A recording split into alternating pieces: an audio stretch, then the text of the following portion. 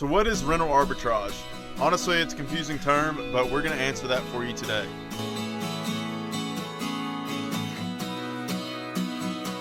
Hi, I'm Zeke. And I'm Dirk. We're the Tanner Brothers. We're with Tanner Realty, and this channel is all about educating you about real estate. Alright, so what is rental arbitrage?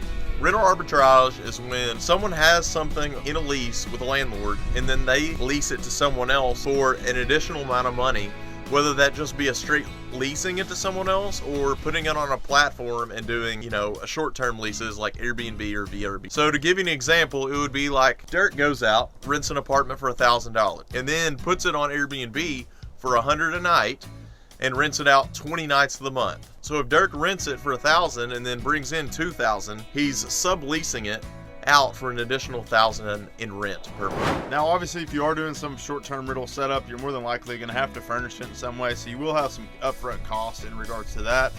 But that's the general basis of what rental arbitrage is. And remember that a lot of landlords do not allow subleasing or rental arbitrage.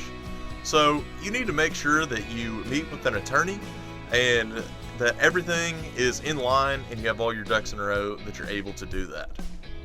If you like this content, click subscribe. And if you need a realtor to help you buy or sell any type of property in the United States, we can connect you with one for free. Just go down and click the link in the description.